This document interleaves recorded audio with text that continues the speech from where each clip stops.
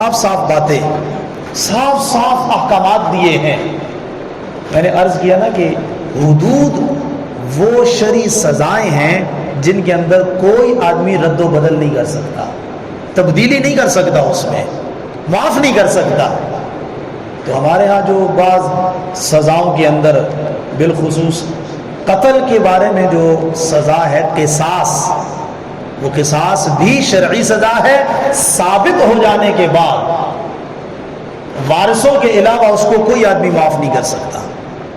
وارثوں کو اللہ نے اجازت دی ہے، شریعت نے اجازت دی ہے کہ بھئی آپ اس کو معاف کر دو، اور آپ چاہو تو مال کے اوپر صلح کر دو، باقی کسی کو اس کی نہ اختیار ہے نہ اجازت ہے۔ تو کہا صاف صاف باتیں ہیں اور کھلے احکامات ہیں، لعلکم تذکرون، تاکہ تم ان احکامات کو یاد رکھو، پھر اس پہ عمل پیرا ہو جاؤ، تاکہ ان سے تم نصیحت حاصل کرو۔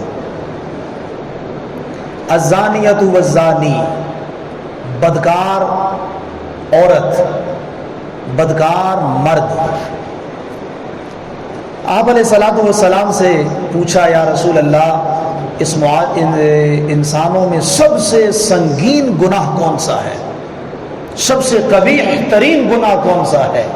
تو آپ علیہ الصلوۃ والسلام نے فرمایا الاشراک باللہ، اللہ کے ساتھ شرک کرنا بدترین جرم ہے، یہ انتہائی قبیح گناہ ہے، اس سے قبیح گناہ دنیا میں کوئی بھی نہیں ہے۔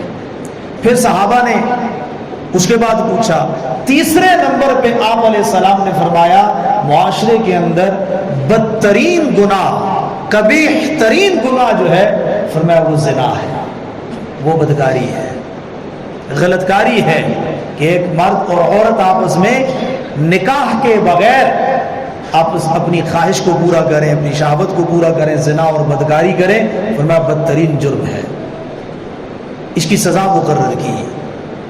اگر شادی شدہ مرد اور عورت زنا اور بدکاری کریں، سزا کیا ہے؟ حدیث متواتر میں موجود ہے، ان کو سنسار کیا جائے گا، فرجموہما، زندہ کھڑا کر کے چاروں طرف سے ان پہ پتھر برسائے جائیں گے۔ ایک آدمی کسی کو قتل کر دے عمدن، جان بوجھ کر، اس کی سزا کیا ہے؟ تلوار کے ساتھ اس کی گردن اتار دو، بس۔ اب یہ نہیں کہ اس کے ہاتھ کاٹو، پاؤں کاٹو، ایک ایک ہوش کاٹ کے اذیت کے ساتھ، نہ، بلکہ تلوار کے ذریعے اس کی گردن اٹھا دو، ختم ہو گیا۔ گولی مار دی جائے، ختم ہو گیا۔ چور نے چوری کی تو اس کا ہاتھ کاٹ دیا جائے گا۔ لیکن فرمایا یہ بدکاری کا جرم اگر شادی شدہ مرد اور عورت ہے، عاقل بالغ ہے، مسلمان ہے، یہ شرائط ہے، مسلمان ہو، عاقل بالغ ہو، شادی شدہ ہو، فرمایا اس کی سزا یہ ہے کہ زندہ ان کو پتھر مارے جائیں گے۔ اب ظاہر ہے پتھر مارنے سے آدمی ایک دم نہیں مرتا ہے، کتنی سخت تکلیف ہے، کیوں؟ جرم بھی اتنا ہی خطرناک ہے، اس سے نسل انسانی اور نسب خراب ہوتا ہے، اور جب انسان کا نسب خراب ہو جائے تو پھر اچھے معاشرے کی توقع نہیں کی جا سکتی، اس میں اچھا معاشرہ وجود میں نہیں آ سکتا۔ جب نسب خراب ہو جائے، نسل خراب ہو جائے، پھر اس کے لیے سزا بھی یہی ہے، زنا بدکاری کرنے والی عورت اور زنا بدکاری کرنے والا مرد۔ دوسری صورت یہ ہے کہ وہ شادی شدہ نہیں ہے، غیر شادی شدہ ہے، ان کی سزا فرمایا فجلدوا کل واحد منہما 100 جلدہ، ان میں سے ہر ایک کو 100 کوڑے لگاؤ۔ اگر اس دوران وہ مر جائے تو مر جائے، لیکن 100 کوڑوں کی سزا پوری کرنی ہے۔ اچھا، یہ 100 کوڑے بھی اس کے اندر شرائط ہیں، اس کوڑے اور درے کے اندر بیچ میں گرہ نہیں ہونی چاہیے۔ نمبر 2، کوڑے مارنے والا اناڑی نہیں ہونا چاہیے، ماہر آدمی ہونا چاہیے۔ پھر ایک حد تک اس کوڑے کی ضرب، اس کوڑے کی سختی ہے۔ اب یہ 3 شرطیں ہو گئی، کوڑے کے اندر گرہ نہ ہو، اور جو ماہر آدمی ہے یعنی جس کا کام ہے یہ، وہ اس کو مارے گا، حکومت اسلامیہ کی طرف سے مقرر ہوگا۔ اور نمبر 3، اس کوڑے کو مارنے کی جو شدت ہوگی وہ بھی شریعت کے اندر طے ہے۔ اس کے اوپر مستشرقین نے، یورپ والوں نے اعتراض کیا، اور یہ بڑی ظالمانہ سزا ہے۔ تو انگریزوں کے ہاں جو کوڑے مارے جاتے ہیں اس کا کیا ہے؟ وہ گیرا دار کوڑا ہوتا ہے، اور پیچھے سے دوڑتا ہوا اور اس کوڑے کو گھماتا ہوا آتا ہے اور آ کے اس کے جسم پہ مارتا ہے، جس سے اس کے اندر کا گوشت پھٹ جاتا ہے. پھر کوئی تعداد مقرر نہیں ہے، جتنے ماری جاؤ. یہ تو خالق کائنات کا مقرر کیا ہوا ہے، وہ چاہے تو اس سے بھی سخت سزا دینے کا حق رکھتا ہے. مالک ہے، مالک کو کوئی پوچھنے والا نہیں ہے. سزا یہ مقرر کی، زنا بدکاری کرنے والے مرد اور عورت شادی شدہ ہیں تو سنسار کیا جائے گا.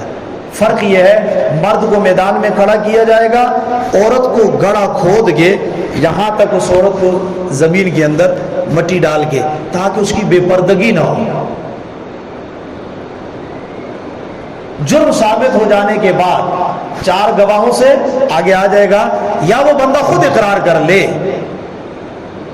اب اس کے بعد جب اس نے سچی توبہ کر لی تو یہ سزا اس کے حق میں اللہ کی طرف سے رحمت ہے اور دوسرے لوگوں کے لیے عبرت ہے. جب اس کو یہ سزا دنیا میں مل گئی، اب آخرت کی ابد الآباد کی سزا سے یہ آدمی کیا ہو جائے گا؟ مرد بھی بچ جائے گا، عورت بھی بچ جائے گی.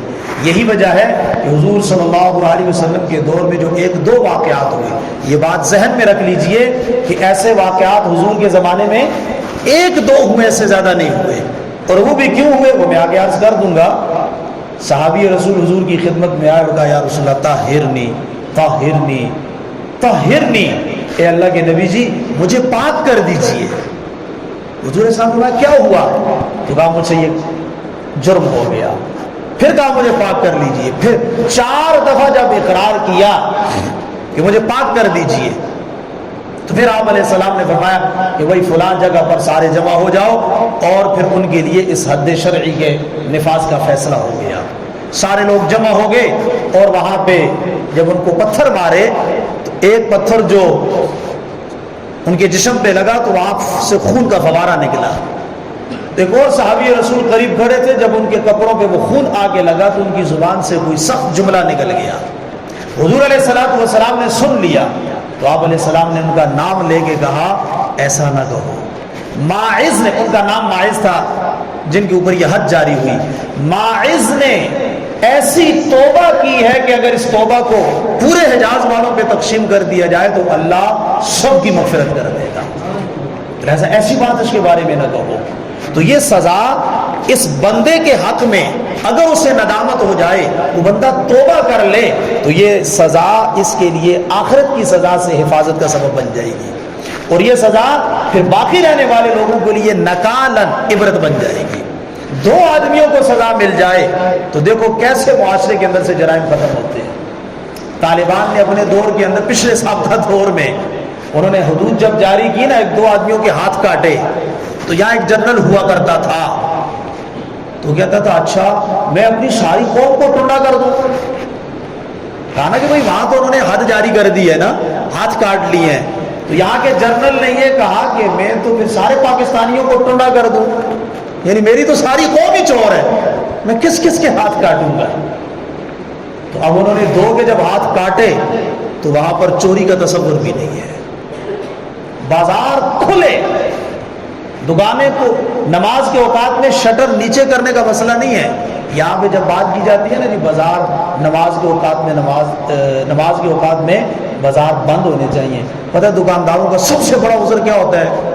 وہ جی صبح 2 گھنٹے لگا کے ہم نے یہ سامان سارا باہر لگایا ہے، اب نماز کے لیے جائیں گے سارا اٹھا کے اندر کریں گے، پھر دکان بند ہوگی، پھر نماز کے لیے جائیں گے، تو اتنی تکلیف کرنے کی بجائے نماز ہی چھوڑ دو، ادھر دکان پہ ہی پڑھ لو. بڑے بڑے سٹور وہاں پہ کھلے ہوتے ہیں اور نماز کے اوقات کے اندر سارے مسجد میں جا کے نماز پڑھتے ہیں. اچھا پیچھے چوکیدار نہیں ہوتا ہے؟ آپ کے ذہن میں شاید یہ آئے کہ بھاری نفری پولیس والوں کی بازار کے اندر پھر رہی، کوئی بھی نہیں ہوتا ہے. اسی دن مسجدوں میں جا کے نماز پڑھ کے واپس آئے. ہاں وہاں پہ کچھ ہندو اور سکھ بھی رہتے ہیں، وہ اپنی دکانوں پہ بیٹھے رہتے ہیں، انہوں نے نماز پڑھنی نہیں ہوتی ہے. ہندو اور سکھ اپنی دکانوں پہ بیٹھے رہتے ہیں، باقی بازار سارا کھلا ہوتا ہے. جب قانون نافذ ہوگا پھر اس کی برکتیں اور رحمتیں آئیں گی. جب اس بدکاری اور غلط کاری کا ارتکاب کرنے والوں کو خدائی قانون کی گرفت میں لایا جائے گا، 1 2 3 4 واقعات جب ایسے ہوں گے تو پھر معاشرے کے اندر سے زنا بالجبر خود بخود ختم ہوگا. جبکہ ہمارے ہاں زنا تو شمار ہی زنا بالجبر کو کیا جاتا ہے، زنا بالرضا تو ہمارے ہاں جرم ہے ہی نہیں ہے۔ اور جب اس کو شرعی سزا دی جائے گی یا قانون نافذ کیا جائے گا تو پہلی فرصت کے اندر زنا بالجبر ختم ہو جائے گا، اور دوسری فرصت کے اندر پھر ہر آدمی ڈرے گا، کم از کم کھلے عام معاشرے میں تو یہ غلط کاری بدکاری نہیں ہوگی نا۔ اگر کوئی ہوٹلنگ والا بیٹھا ہوا ناراض نہ ہو، اچھا یہ جو ہمارے ہوٹل ہیں بڑے بڑے ہوٹل ہیں، زنا و بدکاری کی انڈسٹریاں ہیں، اور یہ چلتے ہی اس نظام کے اوپر ہے، آپ جا کے پوچھ لو، اور منتھلی یہ پیسے دیتے ہیں ان کالی بھیڑوں کو، منتھلی پیسہ دیتے ہیں، اور وہ حلال پاک صاف پیسہ لے کے اپنی اولاد کے لیے لے کے جاتے ہیں۔ یہ زنا و بدکاری کی آمدن ہے، وہ اپنی اولادوں کو جا کے کھلاتے ہیں۔ اب اولادیں جب زنا بدکاری کی آمدن سے پلیں گی تو وہ معاشرے کے اندر کتنے اچھے اور باکردار انسان ہوں گے۔ تو غلط کاری بدکاری سے پورا معاشرہ خراب ہو جاتا کرتا ہے۔ تو پہلا قانون یہ دیا کہ ان کو یہ سزا دو۔ اب دوسری بات کیا فرمائی؟ لا تأخذکم بہما رأفا، مجرم کو سزا دینے میں نرمی نہ کرو، تمہیں ترس نہیں آنا چاہیے۔ لا تأخذکم بہما رأفۃ، نہ آئے تم کو ان پر ترس، فی دین اللہ، اللہ کا حکم چلانے میں، اللہ کا حکم جاری کرنے میں، بشرطے کہ تؤمنون باللہ، تمہیں اللہ پہ یقین ہو اور آخرت پہ یقین ہو۔ اس لیے کہ اگر اللہ آخرت پہ یقین نہیں ہے تو پھر تم مجرم کے ساتھ کھڑے ہو جاؤ۔ آج ہمارے ہاں کیا ہوتا ہے، میرے بیٹے نے غلطی کی ہے، جرم کیا ہے، اس کے اوپر پردہ ڈال دو۔ میرے بھائی نے جرم کیا، غلطی کی، تو دوسرے کو دبا دو۔ میں جانتا ہوں میرے بھائی کی غلطی ہے، میرے بھائی نے جرم کیا ہے، زیادتی کی ہے، اس کے باوجود جب اسے سزا دینے کی باری آتی ہے، چلو بھائی جرگہ لگ گیا، وہ جس کو معاف کر دو، باہر نکال دو۔ پھر یہی آدمی جب اس کو 2 3 4 دفعہ جرگے کے ذریعے جیل سے نکال دیا جاتا ہے یا پرچہ نہیں کاٹنے دیا جاتا، یہی آدمی پھر معاشرے کے اندر ایک بڑا بدماش بن جاتا ہے، پھر ایک ناسور بن جاتا ہے۔ اب اسے بدماش اور ناسور کس نے بنایا؟ اس کی برادری والوں نے، اس کی کمیونٹی والوں نے، کہ جب یہ جرم کرتا تھا تو اس کے اوپر پردہ ڈالتے تھے، جب یہ جرم کرتا تھا اس کے اوپر سے سزا معاف کروا دیتے تھے۔ لا تأخذکم بہما رأفا، فرمایا اللہ کا حکم جاری کرنے میں تم ترس مت کھاؤ، نرمی مت کرو، اس لیے کہ آج اس پہ ترس کھاؤ گے تو معاشرے پہ ظلم کرو گے۔ مجرم پہ ترس کھانا معاشرے پہ ظلم ہے، مجرم کو سزا دینا یہ معاشرے کے اوپر ترس کھانا ہے۔ وَلْيَشْهَدْ عَذَابَهُمَا، یہ ضمنی بات آ گئی، ذیلی بات آ گئی، یہ جو سزا دینی ہے نا بند کمرے میں نہیں دینی ہے۔ پتہ چلا کہ اس سے مقصود محض اس آدمی کی اذیت نہیں ہے، اس سزا سے مقصود محض اس آدمی کو تکلیف دینا نہیں ہے کہ اسی کو تکلیف ہو سزا کے طور پہ، نہیں۔ فرمایا وَلْيَشْهَدْ عَذَابَهُمَا طَائِفَةٌ مِّنَ الْمُؤْمِنِينَ، اس بدکار مرد اور عورت کو جب سزا دی جائے تو کھلے میدان میں، کھلے میدان کے اندر، اور پھر منادی بھی کر دی جائے فلاں دن فلاں وقت یہاں پہ سزا ہوگی، اللہ کی حد جاری ہوگی۔ پھر جب سارے لوگ وہاں جمع ہو جائیں، جتنے میسر ہوں، جب جمع ہو جائیں پھر وہاں پہ علماء بیان فرمائیں گے اس سے پہلے کہ دیکھو اللہ کا یہ قانون ہے، جس اللہ نے ہمیں پیدا کیا ہے اس قانون کی ہمیں پاسداری کرنی چاہیے۔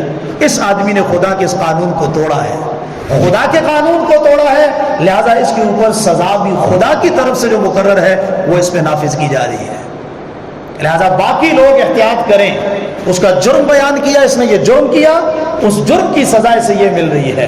جب سب کے سامنے اس کو سزا دی جائے گی، پہلا فائدہ اللہ فرماتے ہیں نکالا لما، باقی لوگ عبرت پکڑیں گے۔ ایک کی ٹھکائی ہوگی، ایک کے ہاتھ کاٹے جائیں گے، پاؤں کاٹے جائیں گے، ایک کو جناب والا جب کوڑے مارے جائیں گے، سنسار کیا جائے گا تو باقی مجرم ڈر جائیں گے، دبک جائیں گے، جرائم چھوڑ دیں گے۔ دوسرا فائدہ مفسرین نے لکھا ہے، ایک تو یہ بندہ خود توبہ کر رہا ہے، ظاہر ہے جب اسے سزا ملے، اسے پتہ ہے کہ اب میری موت یقینی ہے، تو مسلمان ہے تو کیا کرے گا؟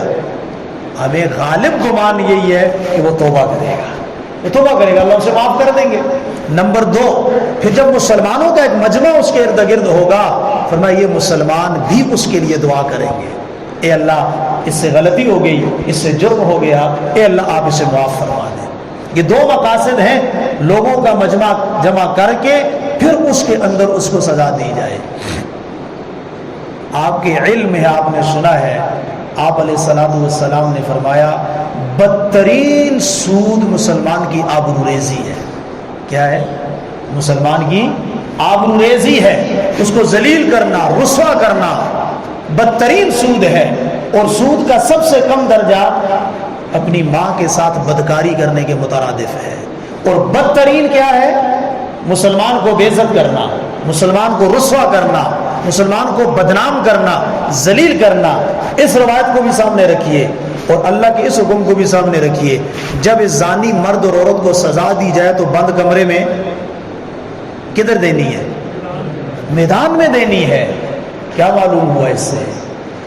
شرک کے بعد اس سے بڑا جرم معاشرے میں کوئی نہیں ہے، اس لیے کہ اس کی ذات تک محدود نہیں ہے، پھر معاشرے کے اندر یہ بگاڑ پیدا کرتا ہے۔ تو جو آدمی ایسے جرائم کرے جس سے معاشرے کے اندر بگاڑ، تعفن اور خرابی پیدا ہو، اسے سر عام سزا دی جائے گی، اسے بند کمرے کے اندر سزا نہیں دی جائے گی، تاکہ دوسروں کو عبرت حاصل ہو۔ الزانی لا ينکح الا زانیۃ او مشرکہ، ایک مسلمان کو گندگی کی طرف مائل نہیں ہونا چاہیے۔ یہاں پر آیت کا ظاہری معنی یہ بنتا ہے کہ غلط کار مرد صرف غلط کار عورت سے نکاح کر سکتا ہے، غلط کار عورت صرف غلط کار مرد سے نکاح کر سکتی ہے، اس کے علاوہ ان کا نکاح جائز نہیں ہے۔